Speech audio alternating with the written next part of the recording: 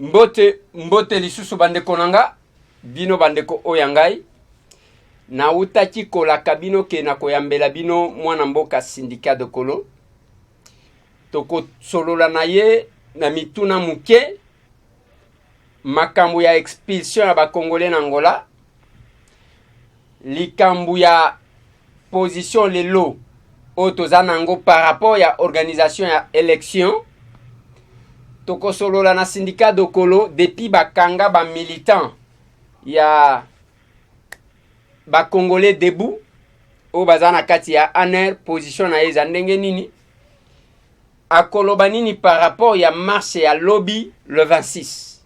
Voilà quelques questions otoko échanger na mwana mboka syndicat de Kolo. Mais boko limbi sa toko sala na interview na français et na simanango peut-être toko ya ko sala la bino synthèse pona ba oyo bazana mwa kokoso ya koyoka français mais toko sala que mutu na mutu azwa mwandambu na ye. Syndicat de Kolo, bonjour. Bote de Koyeleser, bonjour. Bonjour. Vous allez bien là-bas? Écoutez, vous savez, tous les Congolais qui soient au pays ou qui soient dans la diaspora sont en train de souffrir pour le Congo. Quand on voit la manière dont notre population est terrorisée dans son propre pays, que ce soit à Beni, que c'était hier au Kasaï, même à Kinshasa, on voit ce qui est devenu le quotidien des Congolais, ça fait mal. Aujourd'hui, comme vous savez, nous, notre engagement chez les Congolais debout, c'est on ne peut pas rester les bras croisés, même si on est à des milliers de kilomètres de son pays. Donc notre cœur vibre vraiment au rythme du Congo, de l'actualité. Nous voulons marquer notre présence et notre soutien au procès démocratique que connaît le pays, et notamment à la veille de cette grande marche du 26 octobre, qui réellement est pour nous un rendez-vous historique pour le Congo et l'avenir de nos enfants. Ok, syndicat de Kolo, vous aviez été au chevet des victimes des massacres de Kamwena en Angola. Aujourd'hui, le monde s'inquiète de votre silence par rapport à ce qui se passe actuellement en Angola. Quel est votre point de vue par rapport à la situation que connaît actuellement le Congolais vivant en Angola? Écoutez, je pense qu'il y a une grande part de désinformation dans cette perception-là, que vous me dites que les gens ne m'entendent pas. Je me suis exprimé, même sur mes réseaux sociaux, assez clairement sur cette question. J'ai clairement dit que le traitement qui a été réservé à nos frères, à nos sœurs, à nos enfants congolais était indigne non seulement d'un état de droit, mais aussi d'un pays frère. Moi, je suis bien placé pour savoir que les deux peuples de chaque côté de la frontière, au Congo et en Angola, sont des peuples frères. Et je pense qu'entre peuples frères, on ne peut pas avoir ce genre de traitement-là.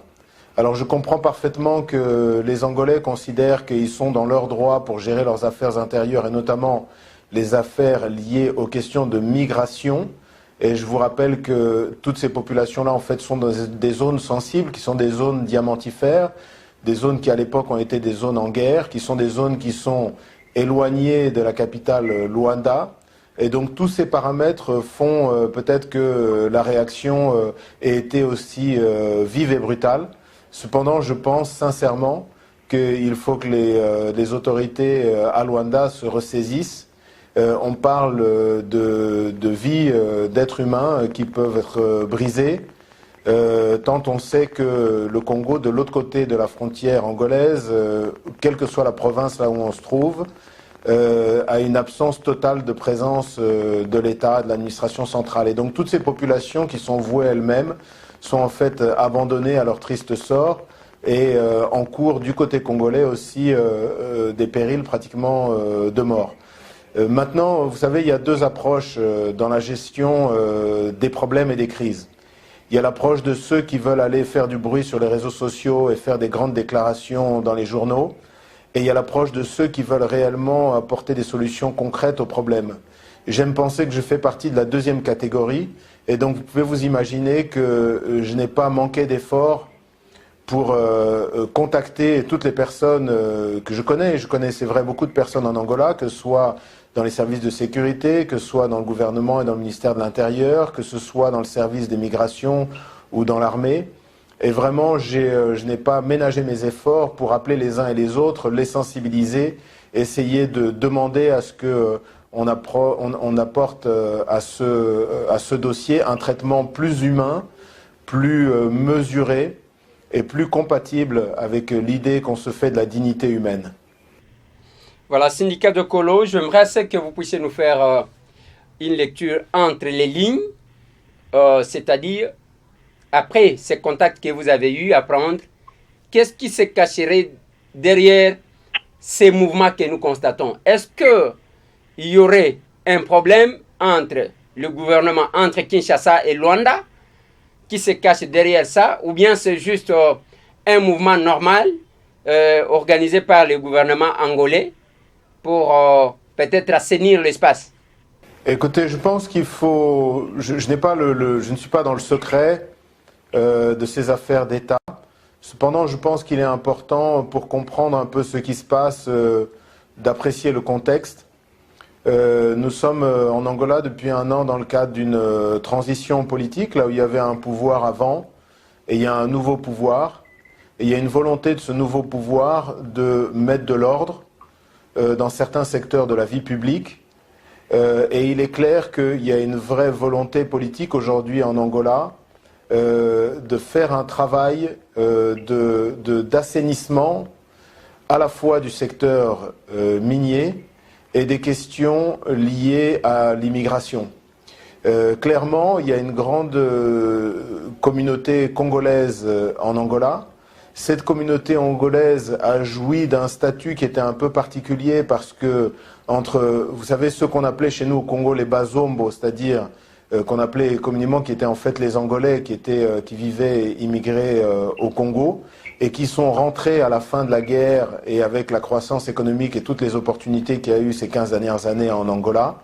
Et les Congolais, j'allais dire, de souche, qui étaient des immigrés en Angola à proprement parler, il y a toujours eu une espèce de confusion ou de tolérance. Il semble que par rapport à ça, les nouvelles mesures prises par le gouvernement angolais sont d'être beaucoup plus strictes par rapport à la politique d'immigration et d'être beaucoup plus exigeants et stricts par rapport au secteur minier, notamment diamantifère informel. Et la coordination en fait de ces deux facteurs a fait qu'il y a eu des mesures très strictes qui ont été appliquées dans les provinces, en l'occurrence de Lunda Nord et de Lunda Sul, qui font frontière avec le Grand Kasaï. Et donc malheureusement, ça a résulté dans le désastre humanitaire que l'on connaît, avec des cas d'exaction qui auraient été commis par les autorités ou les forces angolaises et qui évidemment mériteront un éclaircissement nécessaire en son temps. Mais je pense qu'il est le plus important, c'est qu'aujourd'hui, il y a une prise de conscience en Angola que ce sont dans ces questions complexes, ces questions humaines, ces questions de société, on ne peut pas les régler de manière aussi drastique. Il faut intégrer justement le facteur humain et donc arriver à mettre en place un dialogue qui permette d'atteindre les objectifs du gouvernement angolais qui sont légitimes, qui est de dire voilà, on veut que notre loi sur l'immigration soit respectée, on veut que notre territoire soit respecté, on veut que nos richesses naturelles soient respectées.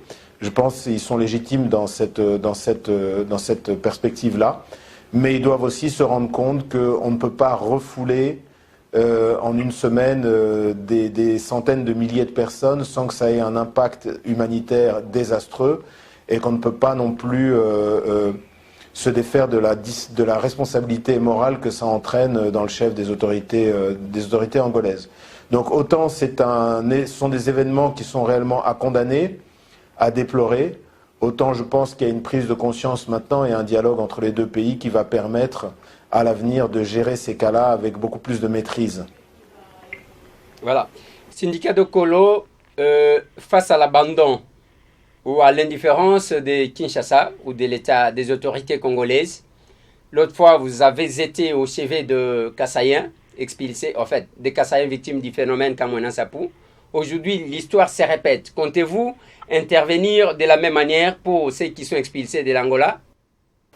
Écoutez, la particularité de mon intervention pour les survivants ou les réfugiés congolais qui avaient fui les exactions de Kamwena Sapou, c'est qu'elle se passait non seulement en territoire angolais, là où j'ai mes affaires et donc j'ai ma logistique, mais elle se passait plus spécifiquement dans la ville frontalière de Dundo, où ma fondation culturelle avait un projet en cours en partenariat avec un musée des civilisations de Chokwe qui est mondialement connu dans cette ville et dans cette province de Lunda Nord.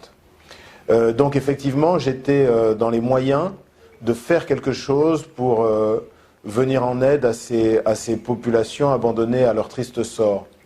Là maintenant, on est en train de parler de populations qui se retrouveraient du côté de la frontière, donc du côté congolais, et de populations qui se trouveraient également donc à Dilolo et dans le Kasaï, donc le Katanga et le Kasaï. Et par rapport à ça, je n'ai pas de présence logistique où je puisse réellement leur venir en aide. Ça, c'est la première chose. La deuxième chose, c'est que je pense qu'il est important que même si on part du principe que nous avons un État failli au Congo, nous ne pouvons pas sans cesse excuser l'État de son absence totale de gestion dans ces catastrophes humaines. Nous sommes dans un pays là où nous avons un État et un président qui réclament, lorsqu'on parle des élections, sa souveraineté en disant nous refusons l'aide de la communauté internationale, qu'elle soit financière ou logistique. Mais en attendant, lorsque nous avons des citoyens congolais qui sont refoulés d'un pays frontalier, on est dans l'incapacité de leur venir en aide de la moindre manière que ce soit. Je pense que c'est encore un exemple très fort de la faillite totale dans laquelle le pouvoir de M. Kabila a plongé le Congo. Et ça doit faire réfléchir l'ensemble de la communauté nationale à la veille d'élections qui vont non seulement marquer l'alternance avec sa personne, mais nous l'espérons, une alternance avec sa politique et le bilan désastreux qu'ont été ces années de pouvoir sur notre pays. Voilà, Monsieur Syndicat de Kolo, deuxième question. Un débat se déclenche au sein de la classe politique congolaise. Ceux qui sont pour, ceux qui sont contre la machine à voter. Mais tout le monde veut voir les élections organisées au plus tard le 23 décembre de cette année. Quelle est la position des Congolais debout en rapport avec cette fameuse machine à voter? Écoutez, il est clair pour nous que la machine à voter sera l'élément central qui déterminera la crédibilité ou non de nos élections.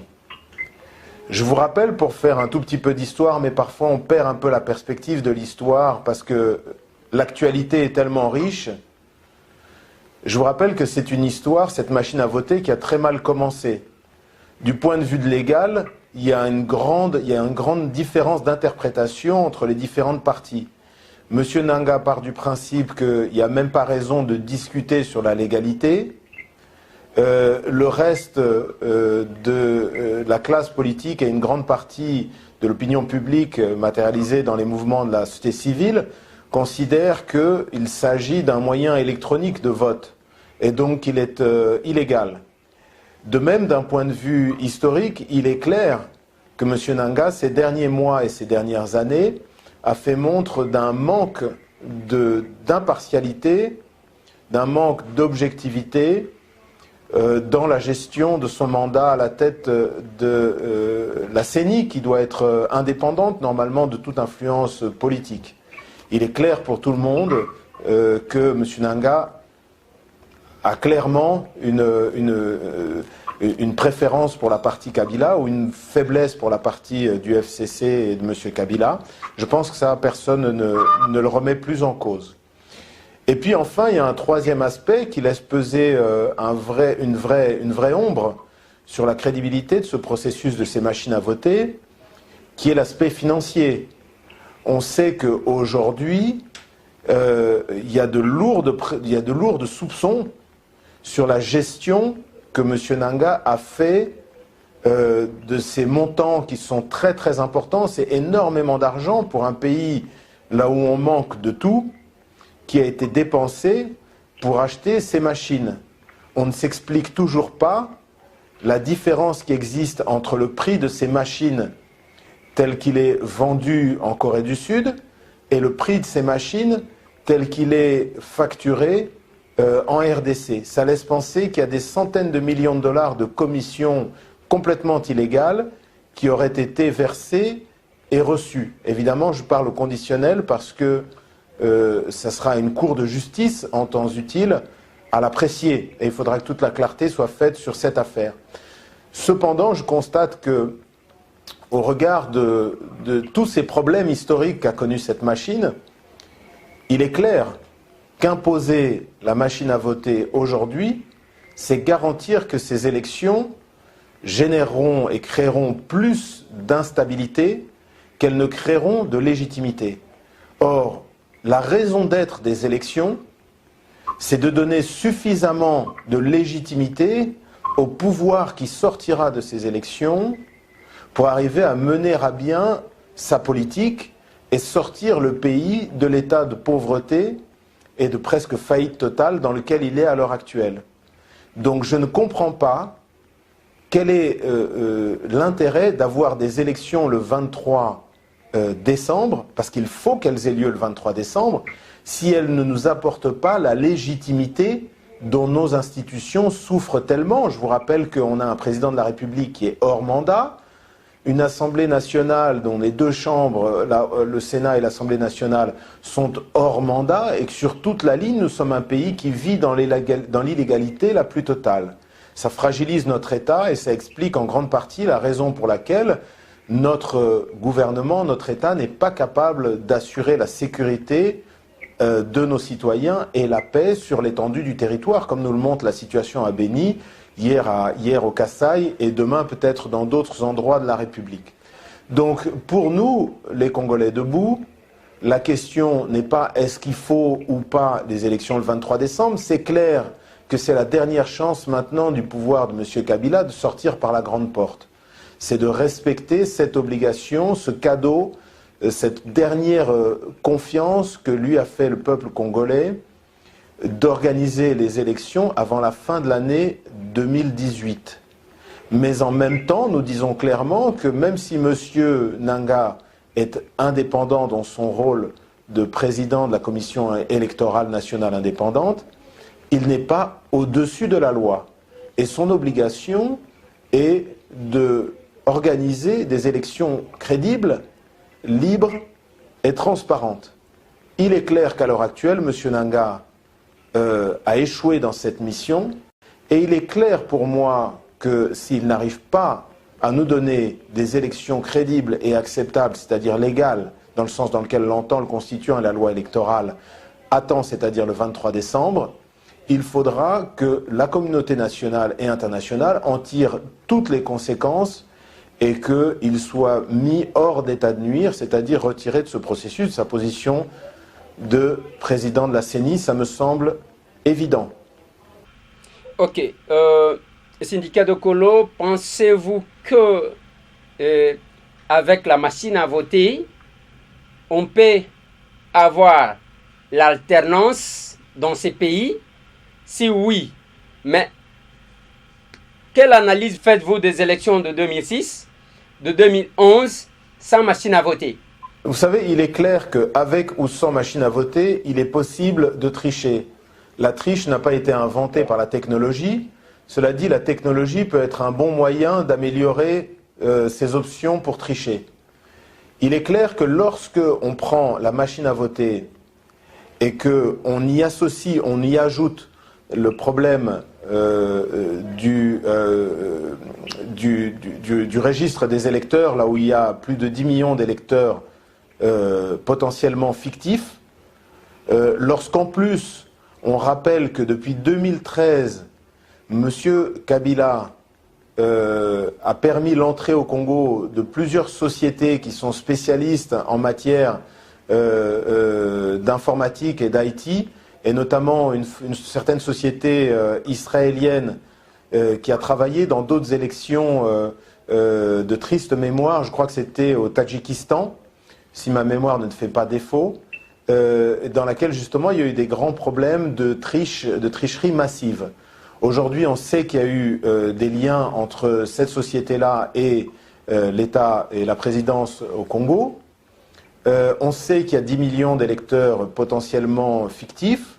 On sait qu'il y a une machine qui ne va pas marcher, parce qu'effectivement, je vous rappelle quand même que le président Jean-Pierre Bemba du MLC a posé des questions lors de sa visite à la CENI qui étaient tout à fait pertinentes.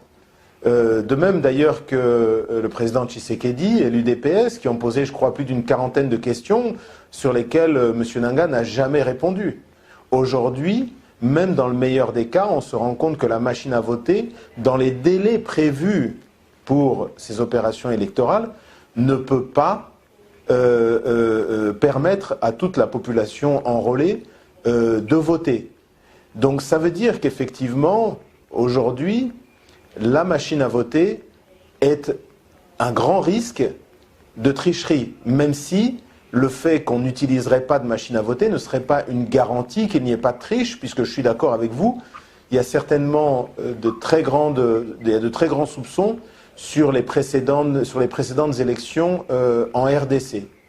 Ça veut dire donc qu'aujourd'hui, nous avons le combat de la machine à voter, de la même manière qu'hier, nous avons eu le combat pour empêcher M. Kabila de se candidater de manière illégale pour un 3e mandat, et que certainement, une fois que nous aurons gagné cette grande bataille de la machine à voter, nous devrons, tous les citoyens congolais, être très vigilants, de manière à garantir que notre droit sacré de choisir librement nos dirigeants sera respecté par notre classe politique et notamment le régime actuel.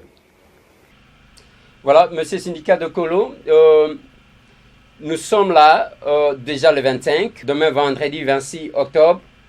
Il y a une manifestation, la marche contre la machine à voter, lancée par l'opposition. Quelle est la position de Congolais Debout par rapport à la marche de demain?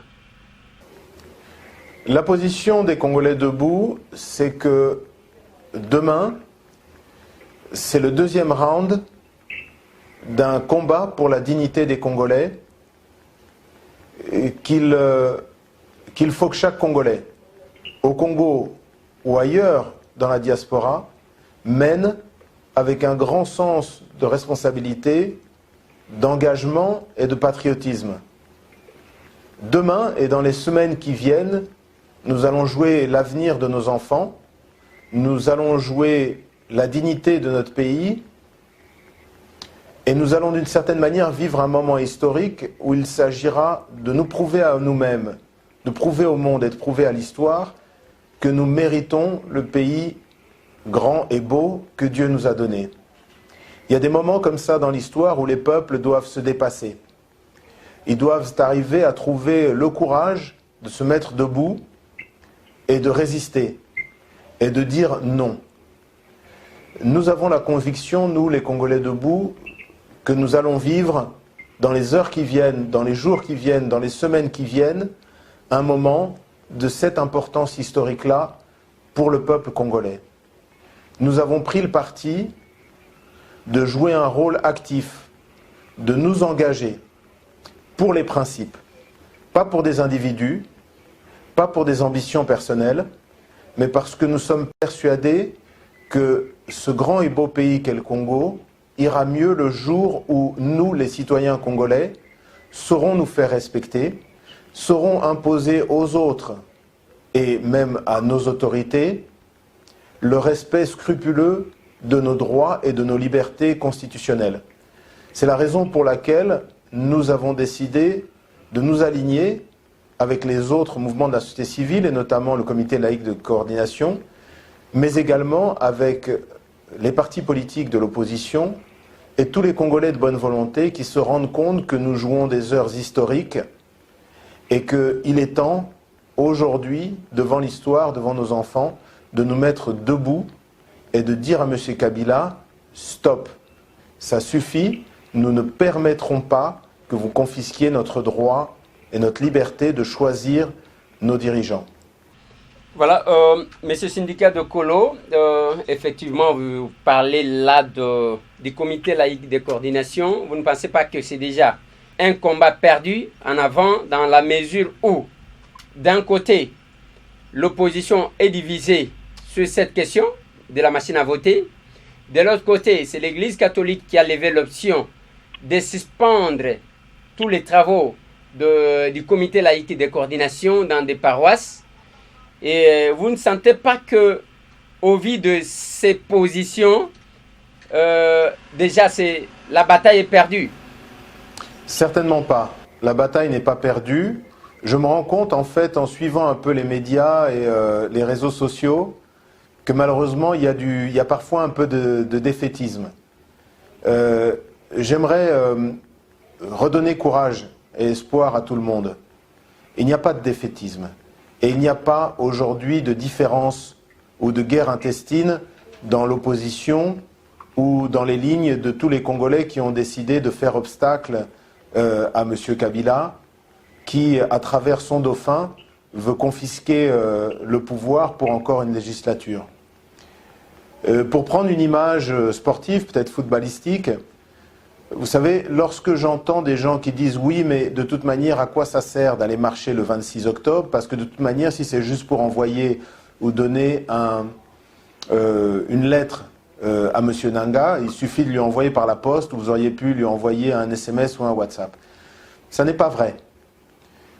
Moi, je pense qu'aujourd'hui, nous ne sommes pas en train de perdre. Pour reprendre l'image footballistique, nous sommes à la mi-temps d'un match. Et la première mi-temps a été bonne. C'est vrai que nous jouons contre un adversaire redoutable, mais à la mi-temps, je dois vous dire que nous gagnons 1-0. La victoire, 1-0, le but qui a été marqué, c'était d'empêcher M. Kabila de se présenter pour un troisième mandat. Et soyons clairs, M. Kabila ne l'a pas fait par goût pour le respect de la loi et de la Constitution.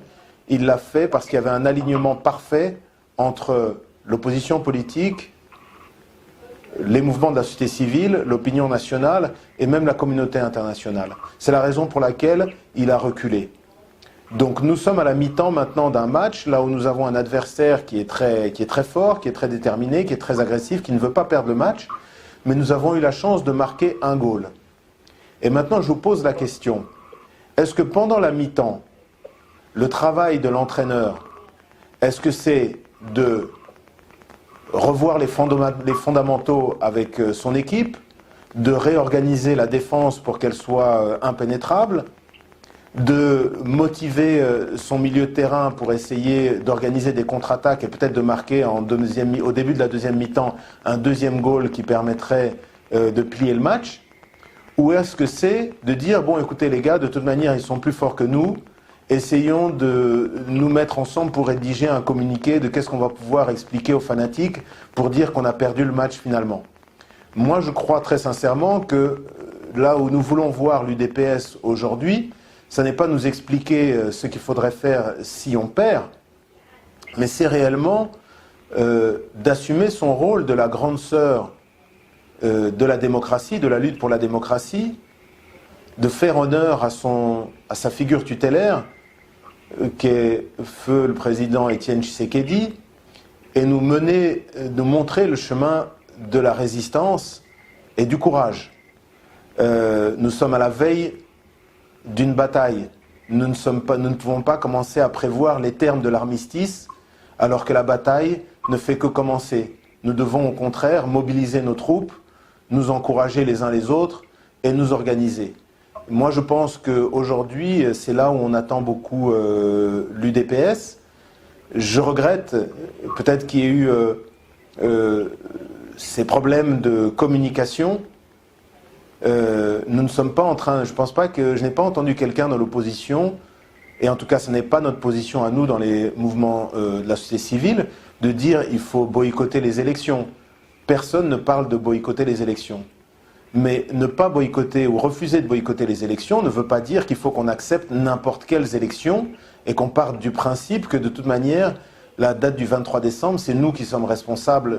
Moi j'attends, je comprends bien que...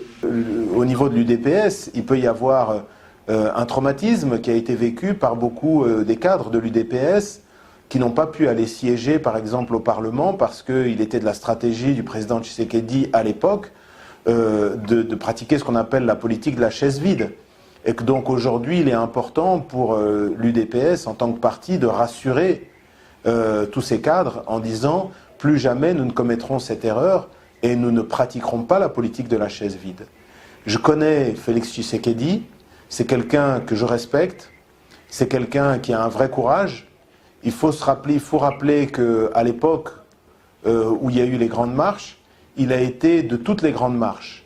Il s'est fait tirer dessus, il s'est fait gazer, attaquer par des gaz lacrymogènes à de maintes reprises. Lorsque le président Martin Fayulu a pris une bouteille de gaz lacrymogène dans la tête qui a failli le tuer, il faut rappeler que Félix Tshisekedi était à côté de lui. Il faut rappeler que les combattants de l'UDPS constituent la frange la plus héroïque de la résistance congolaise contre la dictature, qu'elle ait été la dictature sous l'époque Mobutu ou qu'elle ait été la dictature de Kabila père et aujourd'hui de Kabila fils.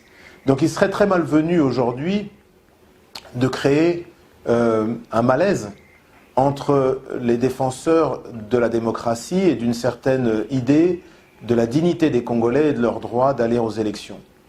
Donc moi j'invite vraiment les différentes parties, que ce soit les partis politiques, que ce soit les mouvements de la société civile et la communauté nationale en général, à éviter ce genre de polémiques stériles et inutiles qui finalement ne font que le jeu des kabylistes.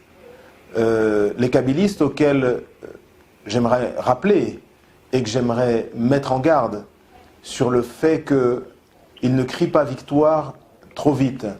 Le peuple congolais est déterminé, le peuple congolais vous a démasqué, ils savent ce qui est en préparation avec le concours de M. Nanga, et nous sommes entrés dans une résistance certes pacifique, mais très engagée et déterminée, derrière nos pasteurs, aux côtés de nos pasteurs, j'entends les pasteurs, notamment l'Église catholique, mais aussi l'Église protestante, à qui je voudrais rendre hommage, mais aussi aux côtés de nos frères de l'opposition politique, qui réclament d'une voix forte le respect de la Constitution, de nos droits, de la loi électorale.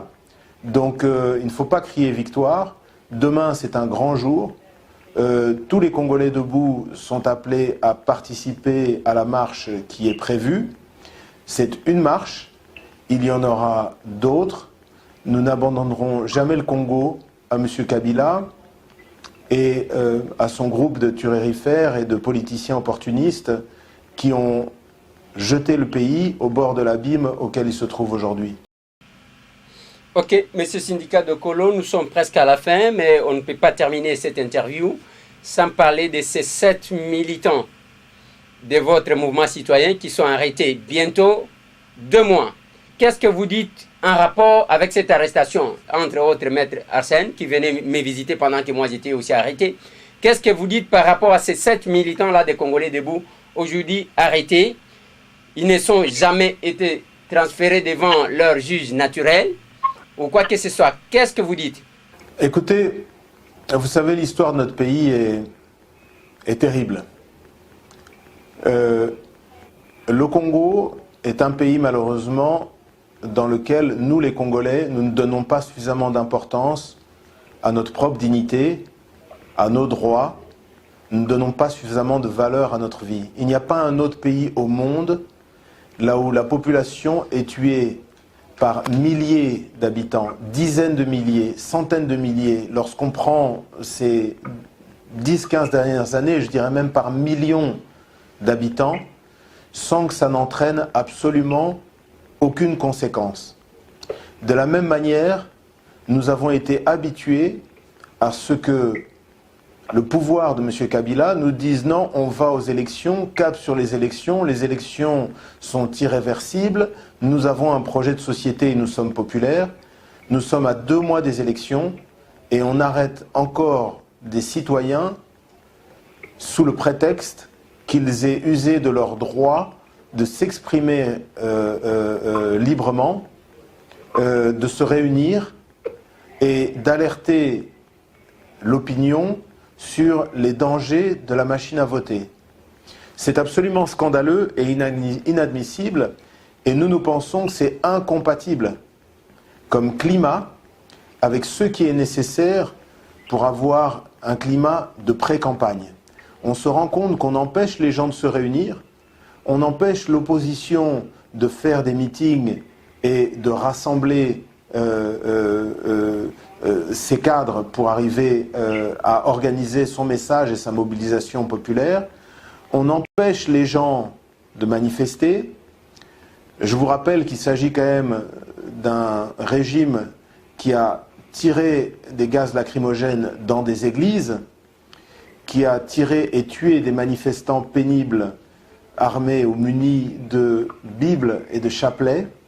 C'est toujours ce même régime. Et aujourd'hui, nous, les Congolais debout, nous en payons le prix. Nous ne sommes pas les seuls. Et ici, j'aimerais vraiment rendre hommage à tous les Congolais qui, aujourd'hui, parce qu'ils ont eu le courage et l'amour pour leur pays nécessaire pour parler à haute voix de ce qui n'allait pas dans notre pays et qui, aujourd'hui, sont en prison. Plus concrètement, sur le cas de nos 7 camarades des Congolais debout qui ont été kidnappés, parce que ce que vous venez d'écrire maintenant, ça n'est pas autre chose qu'un kidnapping d'État, puisqu'ils n'ont pas été présentés devant des juges. Ils ont été arrêtés de manière complètement illégale dans les cachots de l'ANR et torturés. Ils n'ont pas pu voir leurs avocats être défendus puisqu'ils ne sont accusés de rien. Nous sommes donc dans un état de non-droit. Et là, je pose la question maintenant à tous les téléspectateurs, tous mes frères et sœurs congolais. Est-ce que réellement, nous pouvons attendre les bras croisés la date du 23 décembre et espérer qu'un État qui ne respecte pas même le droit de citoyens de ne pas être d'accord avec le FCC et les kabylistes, de pouvoir s'exprimer, puisque lorsqu'on le fait, on finit dans les cachots de l'ANR, est-ce qu'on peut vraiment espérer croiser les bras et attendre que peut-être une surprise heureuse pourrait sortir de telles élections? Nous, au niveau des Congolais debout, nous ne le croyons pas et nous sommes déterminés à tout mettre en œuvre pour faire pression sur la CENI, sur le gouvernement de M. Kabila et sur le régime pour que ces élections reflètent et respectent la volonté populaire. De ce point de vue-là, nous allons continuer le combat. Évidemment, ce qui prime chez les Congolais debout, c'est la solidarité. Et donc, nous avons pris en charge les familles de nos 7 camarades. Nous essayons de leur fournir toute l'aide et le soutien possible, qu'il soit matériel, mais également des avocats. Et puis je pense que ce qui est très important, c'est que, en contact avec les médias patriotiques, nous puissions justement nous organiser pour parler d'eux afin qu'on ne les oublie jamais. Parce que c'est l'objectif aujourd'hui du régime tortionnaire, c'est qu'on oublie ces gens de l'ONU qui ont été décapités, qu'on oublie les massacres des Kamwina Nsapu qui ont été faits par des miliciens qui parlaient le Swahili et non pas le Chiluba, c'est d'oublier les crimes, les viols, les décapitations qui ont lieu quotidiennement dans l'est de notre pays, qui est carrément abandonné à un nouvel espace des Grands Lacs qui semble complètement échapper non seulement au contrôle, mais même aux soucis du gouvernement congolais. Et donc de ce point de vue-là, c'est très important de continuer à faire ce travail de prise de conscience, de se rappeler du combat et du sacrifice de tous ces citoyens et de tout faire pour faire pression sur le pouvoir pour qu'ils puissent recouvrer leur liberté. C'est la même chose pour nos frères et nos sœurs des autres mouvements de la société civile et des activistes comme la Lucha, comme les jeunes de Filimbi et beaucoup d'autres mouvements de la société civile. Il est important que nous tous, citoyens congolais, nous ne soyons pas indifférents à leur sort, parce que leur sacrifice, ils l'ont fait pas seulement pour eux-mêmes, mais pour l'ensemble de la communauté nationale. Pour moi, pour vous, pour l'ensemble des téléspectateurs, et nous devons leur en être éternellement reconnaissants. Voilà, syndicat de Kolo, on est à la fin de notre émission, peut-être la toute dernière. Transition sans Kabila est encore d'actualité ou c'est une question dépassée? Vous savez, je ne pense pas que le problème se pose en ces termes-là. La transition sans Kabila, ce n'est pas quelque chose qui se décrète. Monsieur Kabila, il est là de facto, il est là par défi, il est là en violation de la Constitution. Il n'y a qu'un seul moyen de garantir que nous tournions la page Kabila, c'est la contrainte, c'est le soulèvement pacifique pour dire stop à ce régime. Je vous prends l'exemple de nos frères burkinabés. Il n'est pas possible pour quelque régime que ce soit, même s'il est extrêmement violent et répressif, de faire barrage à tout un peuple qui réclame sa liberté. Et je pense qu'aujourd'hui, c'est ça le véritable enjeu. C'est de dire, est-ce qu'on va accepter de se faire encore dribbler comme des petits-enfants? Est-ce qu'on va rester assis pendant que M. Kabila et ses sbires sont en train de confisquer notre démocratie et nos élections? Ou est-ce que nous allons nous lever, réagir et trouver la force de lui dire stop? Nous pensons, au niveau des Congolais debout, après avoir parlé avec nos frères et sœurs des autres mouvements de la société civile, après avoir parlé avec nos frères et sœurs des partis politiques qui veulent défendre notre Constitution et qui respectent le droit des Congolais à faire un choix libre pour leurs dirigeants, nous pensons qu'il y a énormément d'espoir. Et nous sommes persuadés, nous sommes certains que le Congo sortira libre et vainqueur de ce bras de fer qui s'engage désormais entre le peuple congolais et ses dirigeants. Nous gardons la foi et nous, les Congolais debout, nous serons de tous les combats qui viseront à réaliser cet idéal d'un Congo dans lequel les dirigeants sont au service de leur population et respectent scrupuleusement les droits sacrés de leur peuple, et non pas le contraire. Ok, syndicat de Kolo, peut-être un petit mot en lingala, si c'est possible, aux Kinois qui vous écoutent, et on se sépare. Batata Babama Bandeko, lobby Bissonios Congolais debout, tous à la manifestation. Et ça, manifestation, pour choisir politicien ou candidat, il y a opposition T. Et ça, manifestation, il y a pas parti politique T. Et ça, manifestation, il y a écolonio so yabana Congo. Il faut toyer ça, Joseph Kabila, na ndeko nanga, que élection, eza ya bango mokote, eza ya biso nyoso. Toko telemela, bato oyo, bakolinga ba confisqué, ba élection na biso. Ba élection, il faut salema le 23 décembre, kasi il faut zala ba élection ya solo. Toboyi makambo ya kotricher, toboyi machine à voter, toboyi fichier électoral oyo eza na ceux qui 10 millions, ceux qui 15 millions, il y a ba électeurs au baza na empreinte digitale T. Et un message important, et un message sacré. Il faut toper ça en biso banso elongo, dirigeant biso bayo kayango pe baninga ya communauté internationale bayo kayango pe. Donc merci mingi na bino nyoso et biso batu bakongolais ya diaspora toza biso pe na bino elongo toza ba manifestation ebele eza ba sit-in eza ba manifestation bipai na bipai eza penza jour moko historique pona mboka ya Congo bakongolais nyoso esengeli batelemela dictature lobby 26 octobre eza mokolo ya liboso toza pe certainement na ba rendez-vous misusu pour nous garantir que tozala ba élection ya solo. Merci beaucoup.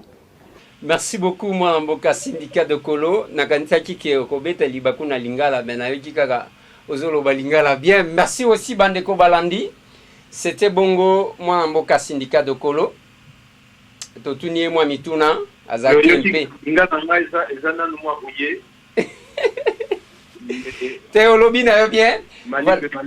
Malembe mais olobi ango bien lokola mungala.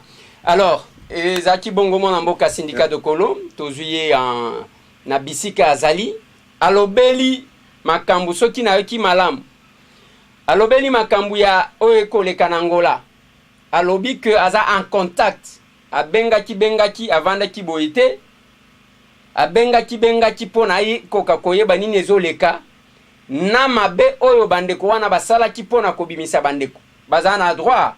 C'est un état souverain ndenge tolobaka na kisasa toza souverain mais na simanango alobi asepela kite na ndenga ngo bazali kobimisela bango ya liboso ya mibale syndicat de Kolo alobeli makambo ya machine à voter atei bandeko ya opposition en général atei bandeko ya UDPS en particulier atalisi bango c'est que l'UDPS représente na mboka na biso oyo par rapport ya makambo oyo ko salim. Mais je sais que na ba réseaux sociaux na batu misusu pe bilobela elekaki na lobaki na bino ke UDPS ekozala représenter na Afrique du Sud bango wana na Afrique du Sud formol lokuta batu baliki. Syndicat de Kolo alobeli makambu ya ba militant na ye o bakangama ba militant na ye te ba militant ya ba Congolais debout ba membre ya mouvement citoyen oye azali pe membre parce que ya za mutu moko alinga kabilo kolokola culte de personnalité te comme lokola eloko bor moko ya mutu boy. Donc alobeli yango aye pe kolobela makambu ya marche ya lobby alobi yango na français apesi moi synthèse na lingala oyo alobi bande konanga soki to défendre mboka oyo te mutu akoya ko défendre yango pe azate ya mibale bande konanga tozana posa ya ba juge de touche te yo telemaka na coin otalaka wana beti mabeme yo beta wapi yango alobi que bango na diaspora basala ba Congolais debout ba organiser qui marche à kafu na Bruxelles tala ba tumisusu ba bandi ko tweeter et kozala te marche annulé donc na ebisaka bino ke bitumba ezaka kawate ezape ba infiltrer ba comme bele mais ko ba yoka soni na Bruxelles parce que esimba na nenga kosakana te yango pe lobby bato ebele bakoyoka soni parce que kosimba na nenga kosakana te ya liboso eza autorisé mutu akobeta masasi azate du moins ba violer bato bakokende malembe mutu akopie pe azate parce que meeting esalemaki awa ya bato ebele ya Tshisekedi esalema pe na triomphal one basimbelo kwa mutu te babeta mutu te donc ezana bato bayaka na désordre tolakaki bino syndicat de Kolo yango to memeli bino ye bolandi ye place okovanda avant koloba omitu na nga pe na salaka nini pona Congo. Merci tomonani.